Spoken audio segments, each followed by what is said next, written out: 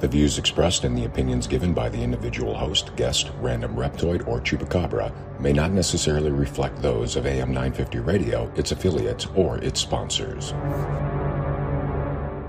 Now, it's time to step into the unknown.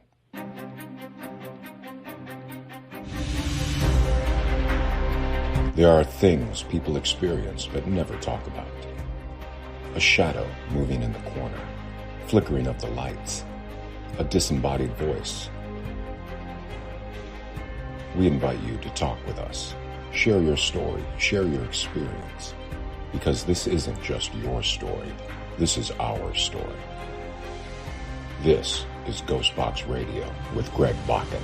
And this is GhostBox Radio on AM 950, where every night we talk about the paranormal, ufology, Bigfoot, and so much more. My name is Greg Bakun, and thank you very much for joining me today. You know, one of the things that I just, for some reason, I'm really excited about doing this nightly radio show is that you're inevitably going to be able to do one of these shows on a major milestone. And as this show goes out, it is the 60th anniversary of the assassination of John F. Kennedy.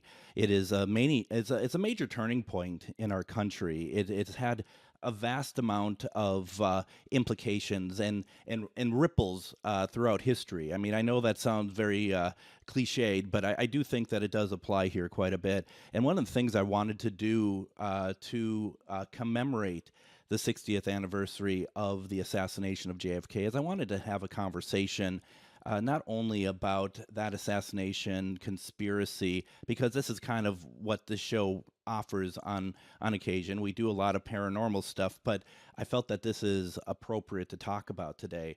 You know, the JFK assassination is a huge conspiracy, obviously, and there are many more conspiracy theories out there. And, you know, it's so easy to bring people on to talk about conspiracy theories and how they are conspiracy theories, but I don't feel like that there's enough discussion on programs like mine where we talk about how conspiracy theories don't always stack up, you know, and that we really talk about that, and we talk about what creates a conspiracy theory, what people do, and what's the makeup of the people who are conspiracy theorists, and do they fall into any sort of like profile, perhaps? So tonight, I'm very excited. I have author Brian Dunning on. His book, which is available on Amazon, is called Conspiracy Theories Declassified, The Skeptoid Guide to the Truth Behind the Theories. And Brian's also does a podcast called The Skeptoid Podcast. I suggest you check it out. Brian, welcome to GhostBox Radio. Hey, I am so stoked to finally be here. Right. I am too. I'm very happy that you're able to get me. And I'm supposed at this time of year, I mean, in general, you're a busy person, aren't you? I am kind of insanely way over busified, yes. I'm just kind of super busy. Yeah, no, I understand. But it's all doing fun stuff like this, so I do not complain. Absolutely. So, you know, during all this, I think it's interesting. And as you and I were talking prior to the program, that I do fall into some of the conspiracy theories, or at least I entertain them. And I do have to admit that the JFK one is one that I do entertain because maybe there's something about it that just seems so mundane about one person who was able to take down such a prominent world leader with absolutely, you know, which I think maybe you won't agree, but I still think that there are just so many circumstances that led up to that moment. And, you know, reading your book, Conspiracies Declassified, it's not a huge entry in the book about the JFK conspiracy theories, basically because you're just like, hey, Lee Harvey Oswald, he follows a profile of what we would establish later on as somebody who is who is, you know, falls into that category of a killer. Mentally he's in that area, and he did it. And that's really what it comes down to. I mean, yeah, really, basically. one of the points I make in the book is that he'd be a lot easier to convict today Mm-hmm. than he was back then. Back then, he was convicted on all of the evidence. All existing evidence points to him having been the killer. But today we have profiling, which we didn't, which was, not even in its infancy back then. Mm-hmm. And if you look at the killings that we have today, mass shootings are the ones that usually make the news. Lee Harvey Oswald fits the exact profile of the mass shooting guys that we have today. He's a loner. He's full of angst. He dislikes society. He's not popular, and he acts out with on his aggressions.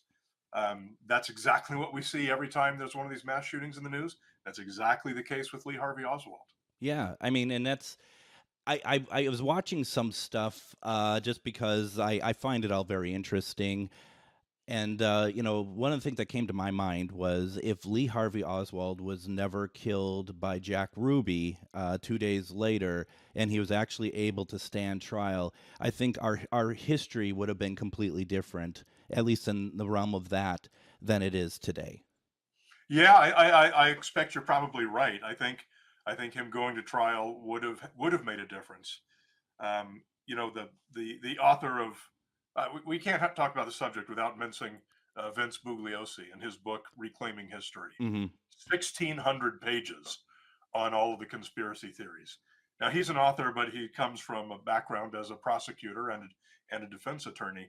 And after the JFK assassination, the BBC held as big and as legitimate as they could a mock trial of Lee Harvey Oswald, and Bugliosi was the prosecutor, and he was able to successfully prosecute Oswald in absentia, obviously, for the crime.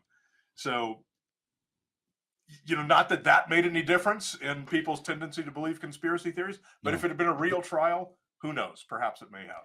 Well, and that's just it. I mean, it's I feel like too, as much as I think that we might have a different history if Oswald had lived, at the same time, and I think this is kind of the overarching kind of message about conspiracy theories in general.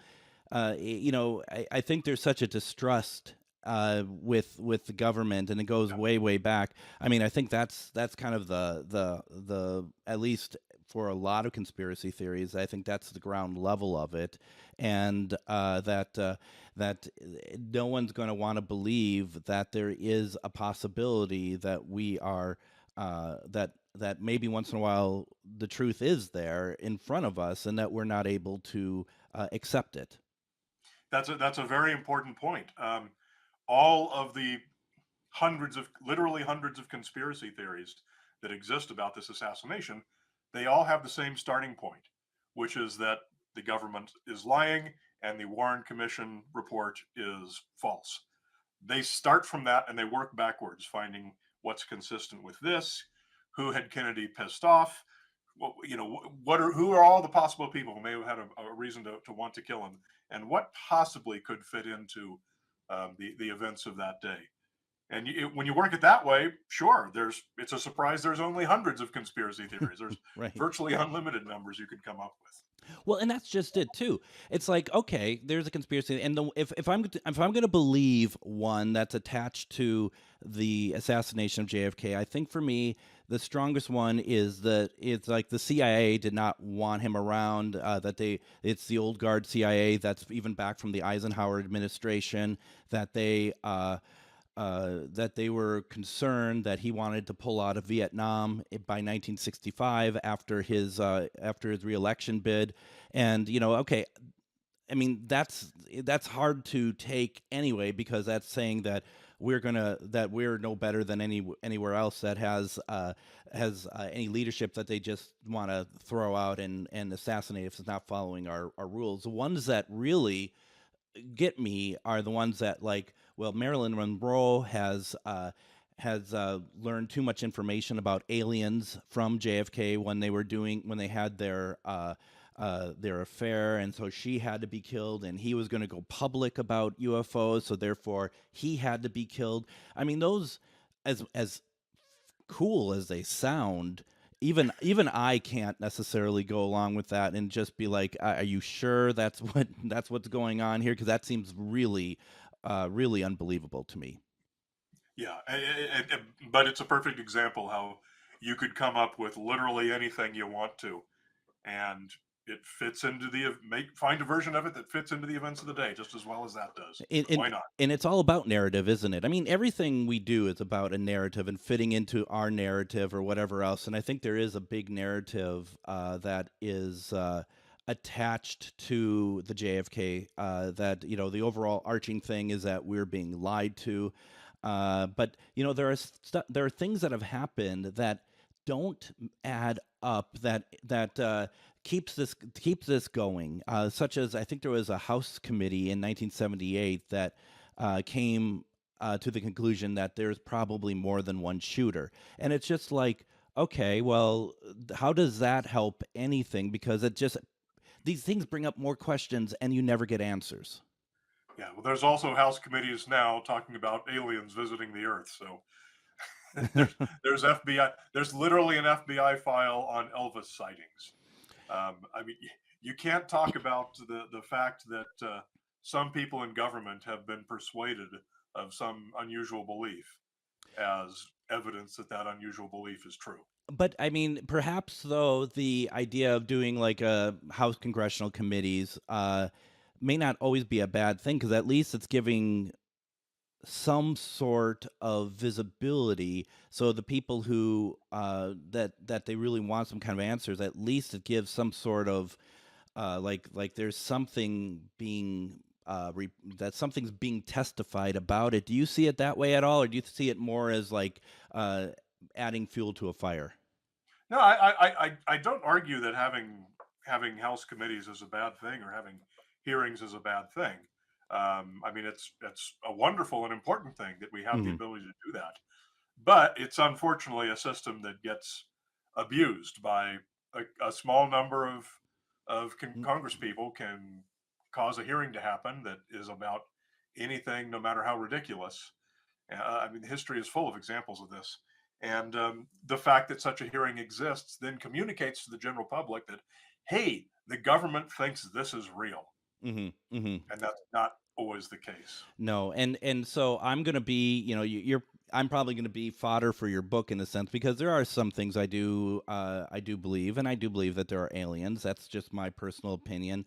But what I don't like is the congressional hearings that is everything seems to try to weaponize something against someone else, and I think that those, and I don't know if you followed any of those at all, but I feel like those congressional hearings is all about weaponizing people who want to believe in UFOs against the government, as if once again there is something else that is being kept quiet from us. And I have to say, as a disclaimer, I'm not trying to say that everything that we hear is necessarily true from the government, but I also don't think that everything we hear is also a lie. I think that's just a very oversimplification of how life works, and I don't think that that's fair. Two statements that are definitely false is that everything is a lie and everything is true. It's easy to live life actually that way, isn't it? Especially. But I mean, it's funny you say that, because that's one of the most basic reasons that conspiracy theories exist, is that they take a large and complicated subject and they make it very small and easy to understand. Yeah. Oh, no, I get that. That's actually that makes a lot of sense, because I think there's a lot of cases, and we all have our different beliefs, but I think there's a lot of cases where these things are 2 + 2 = 5. I mean, it's just they are putting stuff together that, without any sort of research, you can look at maybe something and be like, oh, I can see that might make some sense. But then when you start digging a little bit deeper, that's when it all starts to fall apart. But yet, the thing is, no, I feel like a lot of people who are into this, they don't want to even entertain the idea that they could be wrong, that there could be a rational explanation for what they're so worked up over. I agree. Yeah, well, there we go. I have nothing. We're no gonna wrap this up early. I could have said the same thing.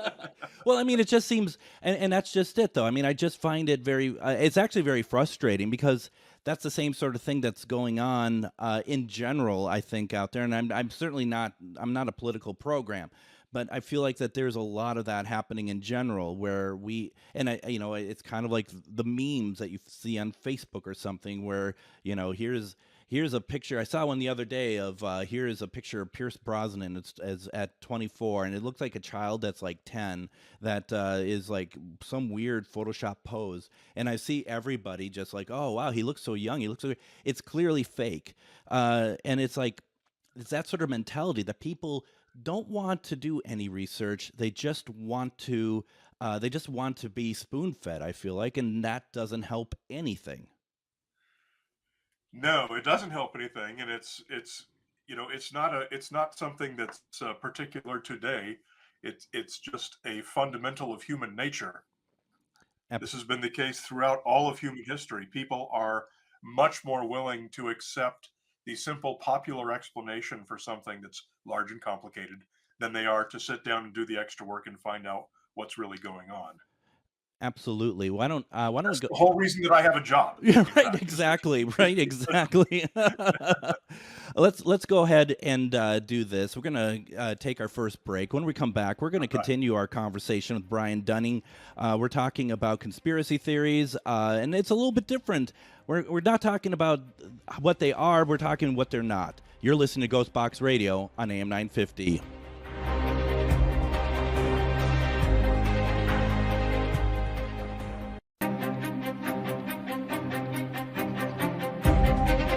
And welcome back to GhostBox Radio. My name is Greg Bakun. Tonight we are commemorating the 60th anniversary of the JFK assassination, and we're talking about the conspiracy theories around that.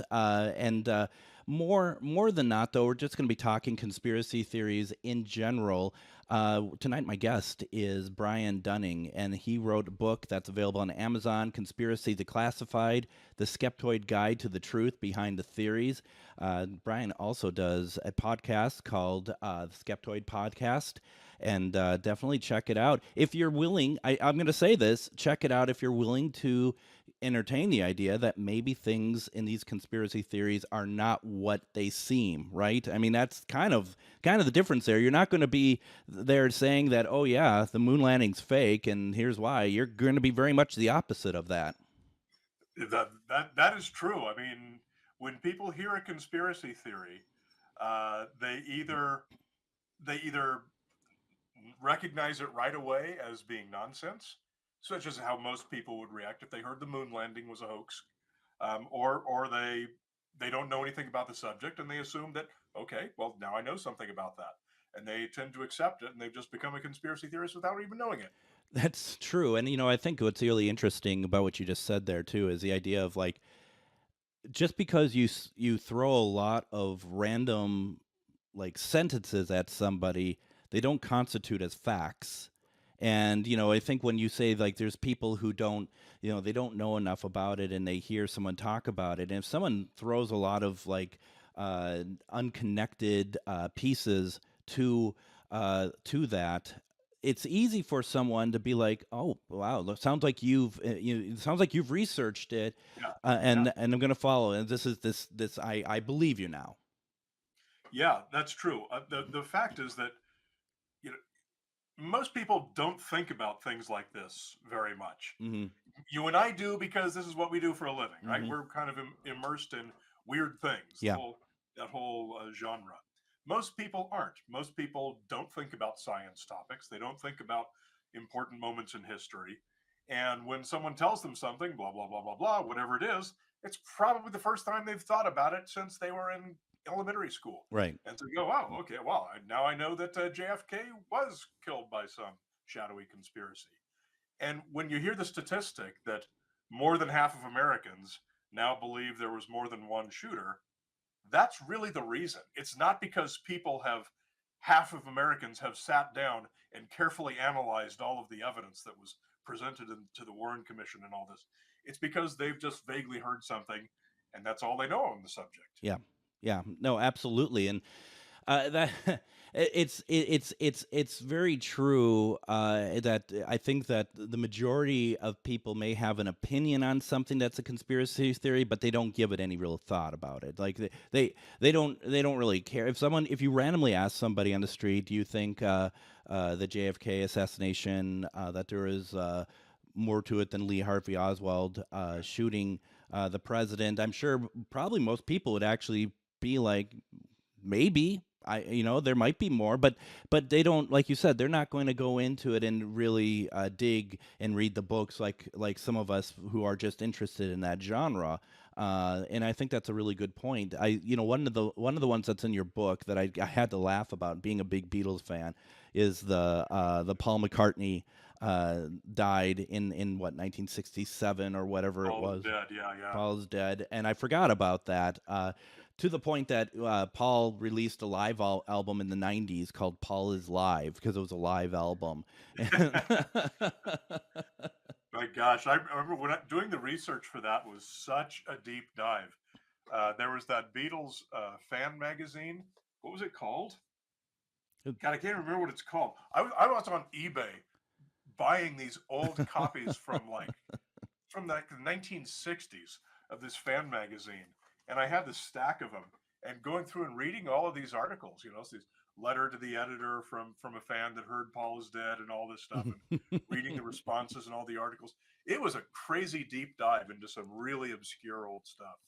I really like to think that no one thinks that anymore. Like, we've moved on, and I mean, first of all, congratulations to to John, Ringo, and George. If Paul did die, boy, did they luck out with finding someone who looked very much like him then, and also as talented. Because out of the Beatles, that are and especially still alive, Paul seems to have the upper hand with the popularity. So, boy, Yeah. just imagine. Whatever else you can say about Paul McCartney, he was a very, very rare musical genius. Right. So, I mean, of all the people to say that was killed and you have a doppelganger in his place, that's probably the toughest one to really believe, he doesn't switch in and out quite so easily, does he? Right.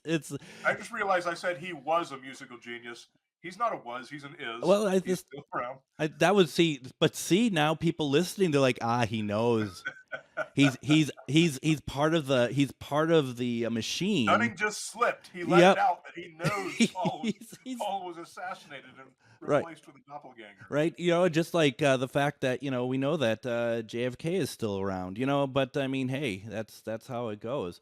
This is kind of off topic. I don't know if you had seen this. Speaking of the JFK stuff, that and of course, because I'm just speaking off the top of my head, I'll get none of the facts right.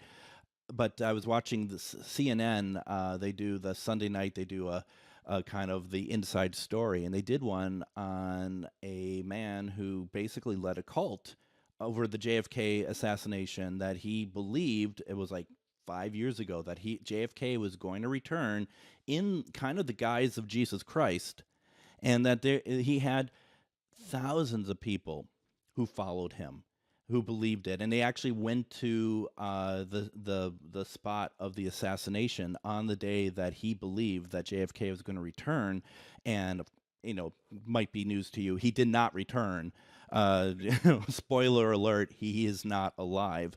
But it's just when those theories and those areas go into really bizarre areas. It's like, okay, you want to believe that it was an inside job, go for it. But when you start creating a cult from it, and it's just like, is this person, does he need mental help, or does he know exactly what he's doing? I just find it very fascinating.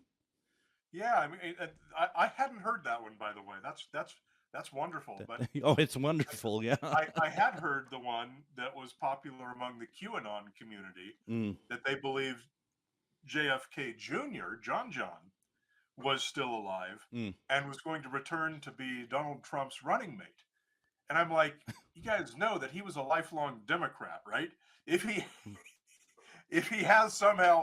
did survive his plane crash and is somehow still alive, probably running with Trump would not be at the top of his agenda. It may not be unless well, I'm not even gonna get into it, but yes, I mean that is something. And I think JFK Jr. was part of this also, this one as well. And I think we actually might be kind of tail ending each other on, because I think they do converge at some point, both of these, because that part you're telling me about does sound very familiar at all.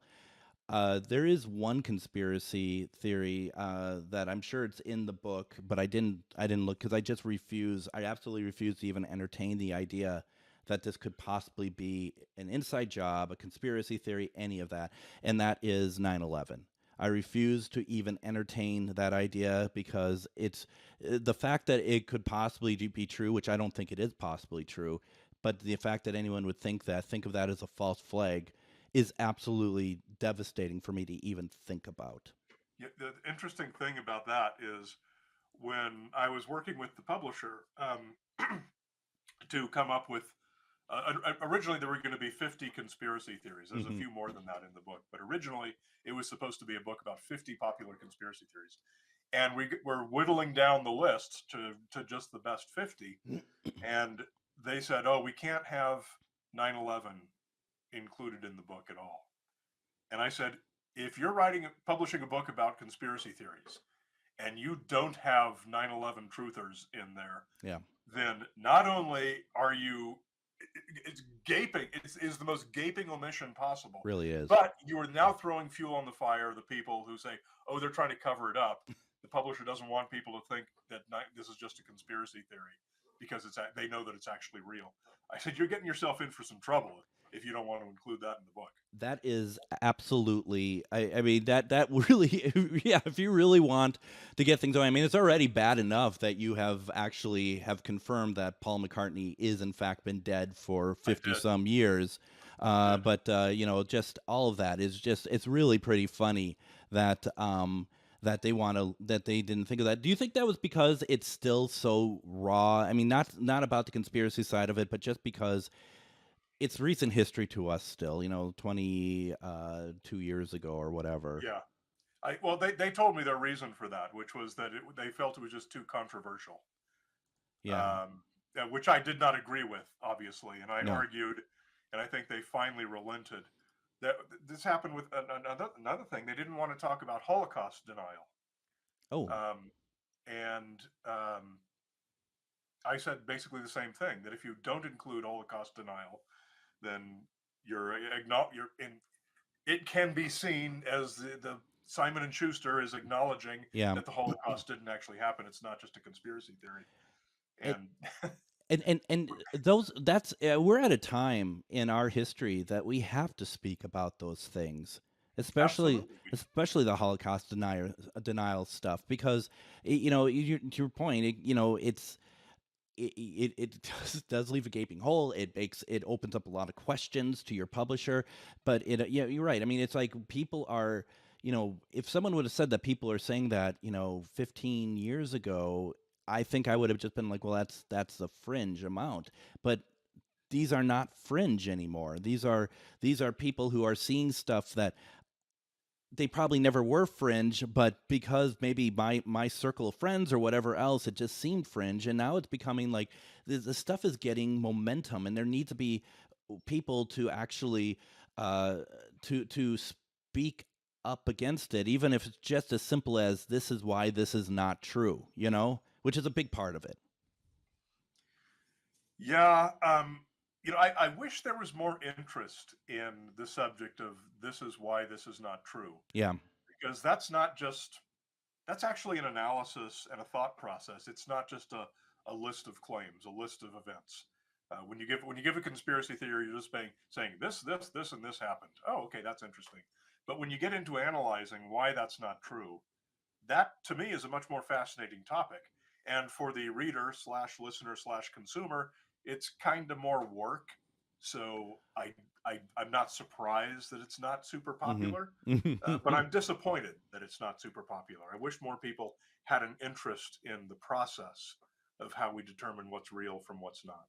Well, and like you said, I think it is so much more work to actually be able to to explain why something's not real. It's very easy to, I think, to say why something is real, like a conspiracy, and throw together disassembled and disseparate pieces to kind of get your point across. And like we said, people don't really want to think, and I don't mean that as like I people are dumb and they don't know what they're doing. It's just that we have so much going on in our lives. Some people just they hear and like that's good enough, and that's how it is.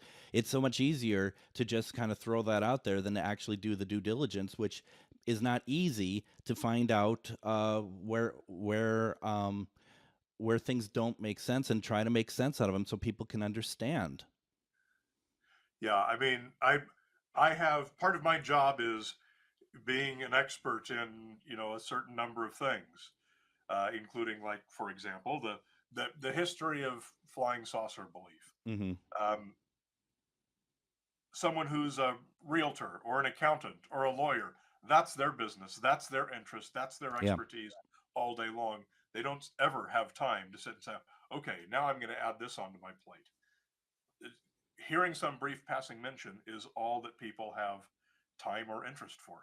Yeah, I mean, and I'd like to say that that's just because of the world we live in at the moment, but clearly not. Conspiracy theories have been around for a long time, so it's certainly not necessarily like only recently. I mean, I think it might be quicker now, perhaps, and it might spread quicker. But I mean, these things have been around for a very long time. Probably. Do you know what the first conspiracy theory is? And I don't mean to put you on the spot. Nobody does. I mean, you can go back to the plague, for example. Sure. In the 1200s, 1300s, whenever the plague was happening in Europe, and you read what the conspiracy theories were then, and they're identical to the COVID-19 conspiracy theories that we have today. The names are different, and it's the Wuhan lab instead of Israel, or the Zion. But they were blaming the Jews for the plague, and the evidence that they were presenting and everything. It was so similar to COVID-19 today. It's really amazing to me how over hundreds and thousands of years, the names and places might change, but the nature of belief in misinformation has not changed at all. Human nature's desire, their thirst for information, regardless of its accuracy, that confirms their pre-existing worldview, that has never changed. I don't expect it ever will, which is sad. But the first conspiracy theory, when was the first person? Right, that's probably what it was. right. That like it goes back to dinosaurs or something, right? Something to do with the Thagomizer. Why don't we go ahead and do this? Let's go ahead and take our next break. When we come back, we're going to talk more about conspiracy theories. Also want to talk about the Skeptoid podcast and other things that Brian has going on. You're listening to GhostBox Radio on AM 950.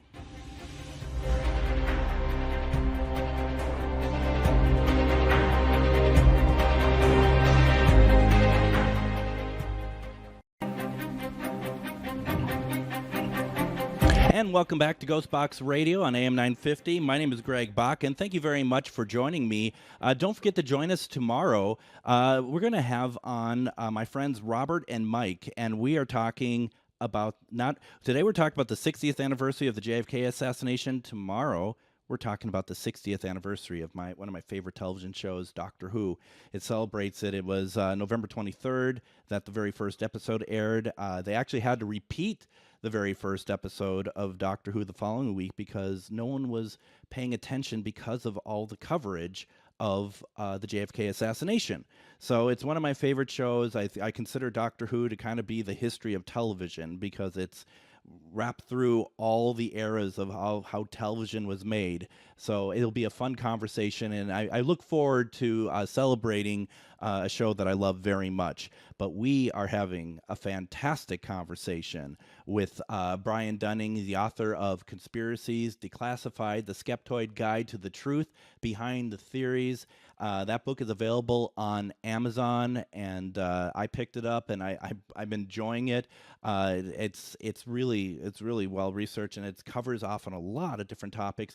And Brian, your Skeptoid podcast, how often do you release new episodes? So yeah, that's kind of my main gig. It's a weekly show every Tuesday morning since 2006. Wow. And yes, that's 17 years of doing a podcast, which is insane. Which is really crazy because there's only like 3 conspiracy theories, isn't there? But only 3, yeah. So I've had to rotate the 3 each week for making 900 something episodes now.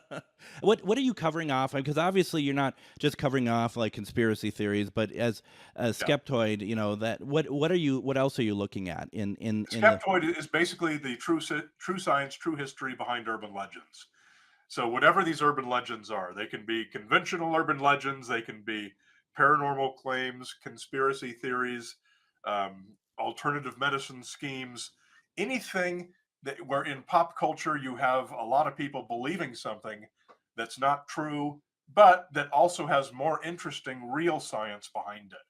So it's not a debunking show. Yeah. I mean, often it's necessary to point out, hey, Bigfoot is not real because of this, but here is the more interesting reasons why we know that and what's really cool about that. Mm-hmm, so I try to make it an inherently positive show, not an inherently negative show, which is an easy trap to fall into if you're addressing urban legends. It is. It's tough because I mean I think that, you know, and I've certainly put myself in here as well. A lot of my listenership, they you know, they listen because they do believe in a lot of this type of thing. But I also urge people to get out of your comfort zone and pick up the book or listen to the podcast. If you listen and read, it doesn't mean that your ability to believe in this stuff goes away, but maybe it offers some information that you weren't aware of, or that, you know, just a different viewpoint. That is true. There's, you know, it's any urban legend or any weird thing, whatever you want to say, is interesting by itself. But when you put it in context, it becomes far more interesting. Context meaning where and when and why it happened. Yeah. What was going on in society at that time, why this became a thing and other similar cases didn't become things. Context is so important. And that's where the real fascinating info is not just hearing more about this particular UFO story. It's about why that particular UFO story became big. Right. And I just love the process of digging deeper. Right, and it's present, and anytime you can present research, I think that really opens up for a lot of people to be able to make up their own minds too, and figure out and maybe get them to do research in other areas of either that or other similar topics. You just hit it on the head, because one of the questions people ask me all the time is they say, "Oh, my grandma believes her poodle is psychic," or whatever it is.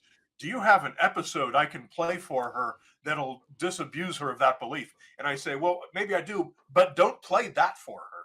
Don't directly challenge this belief that she has. Instead, play an episode for her that's about something you both agree with. Like, you know, just as an example, Loch Ness Monster. Sure. Let's say nobody believes in the Loch Ness Monster. I would say, play that episode for her, because there's a lot of really interesting information, and it's going to get her interested in the process. And she may come around on her own to questioning whether her poodle really is psychic, or if there's some very cool perceptual phenomenon going on that's a better explanation. Absolutely, and you know, I'm very now interested in psychic poodle.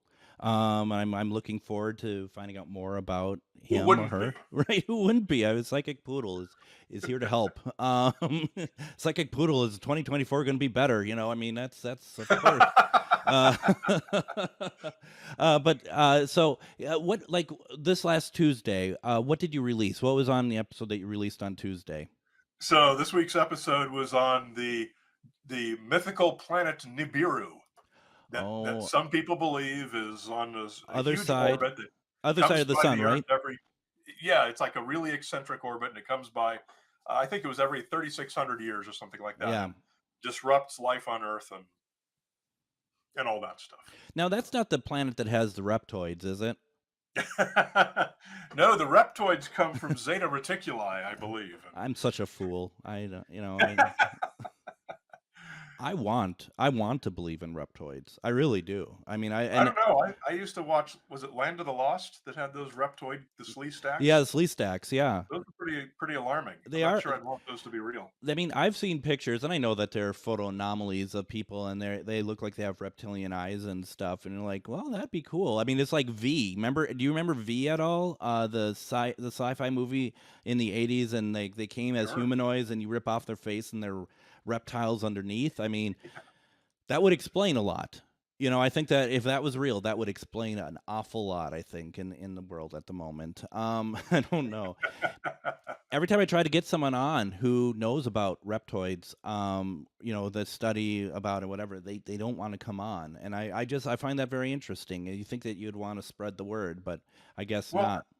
again, not to be repetitive, but that's a case where the main reptoid belief, that came from David Icke, the British conspiracy theorist, that an old poor quality video of Queen Elizabeth, the compression in the video glitched and it showed that it interrupted her electronic disguise or whatever. That's one thing, but the context of the whole reptoid thing, half reptilian humans, that has a much richer and deeper history, that is very cool to go into. So, never just stop at the popular version of the legend, Right. whether it's true or not. Instead, go in and learn about the context. Well, and I think too, if you are someone who has a very strong standpoint about conspiracy or reptoids or whatever else, and you are public that you do a job like you do of publicly stating about it and stuff, you have to look at both sides to be able to be to really call yourself someone who researches it. You have to look into it to be able to know where to start and where to go from with it. They should be doing the same thing as well, because it's the full story, it's the full picture. Yeah, yeah. You have to. A very important part of that is getting information from all sides. Um, Yeah. some urban legends end up being surprisingly true, and a lot of them end up being false. And so you need to make that determination and find out where the real evidence is. You have to listen to both sides on both of those conspiracy theories. So you always have to seek out information that's not what you're inclined to believe, Hmm. as well as the information that you are inclined to believe, because you're going to learn something from both. Research isn't always safe, is it? I mean, if you have a strong personal belief, it isn't always safe, and in the sense that, like, it takes you out of your comfort zone. It's going to make you can't just research with the facts that you are happy with. You have to look at everything. Yeah, but that's part of the reason that I love, my whole circle of friends is all people who are either science communicators or work in the sciences. And part of the reason I love these people is because, to a scientist, there is nothing more exciting than finding out that you're wrong. Sure. Yeah. I get that. I understand that. At least in that community as well. I certainly can see that. We have about 5 minutes left. Okay. What are you working on? I would not worked on, but you're talking about a UFO film. What's Yeah. going on? I mean, Skeptoid Media, the company that produces my podcast, we're a nonprofit and an educational nonprofit. And one of the things we do, in addition to video media and podcasts, is documentary films. We're always working on a documentary film, and the most recent one is about the public interest in the UFO phenomenon, which has Mm. been enormous Yeah. these last few years. So this is a whole. The way I like to describe it is it's a film that teaches astronomy using the public interest in UFOs as a springboard. It's called the UFO movie They Don't Want You to See. And that title is a little bit tongue in cheek, but you watch it and you'll understand why we went with that. The movie is not yet in wide distribution yet. You can watch it online. You can rent it online, but it's at the UFO.movie. If anyone wants to check it out, you can watch the trailers and If you want, you can rent it, but it will eventually come out on all the streaming services. It's brand new. It just hasn't gotten there yet. Wow, that's gonna be really cool. I got to check that out. And so you can rent it from the site then. Yeah, it goes to Vimeo. Vimeo is the service Got it. that it's available for rental. Got it. How long have you The been UFO.movie. UFO.movie? How long have you been The working on that? UFO.movie. What is it? I'm sorry, I talked over you. The UFO.movie. Got it. Yeah, And I didn't know there was a .movie suffix for websites, but apparently there is. there seems to be a lot more. Remember back in the day, it was only gov, com, and org, and that Yep. you can't go. Or and then when TV came out, like, what's happening? Is this even real? It's just we've been doing internet for far too long. How long have you been working on that film then? That film started. I went into production just over a year ago, and so it's been for about the past 6 months. It's been in post production, and then going into starting the whole distribution and film festival process. It's done great in film festivals. Got a number of wins already. Wow, Very congratulations! excited about that. Yeah, though that's congratulations. That's great. Yeah, thank you. Any upcoming topics that you could share with us for the podcast? Let's see. Let me go into the database. Oh, yes. Next week's is going to be a lot of fun. Have you heard of this popular drug called Combo? No, but tell me more. Do I have to worry about FCC with this? No. I don't think so. This is a totally unregulated substance. What is it?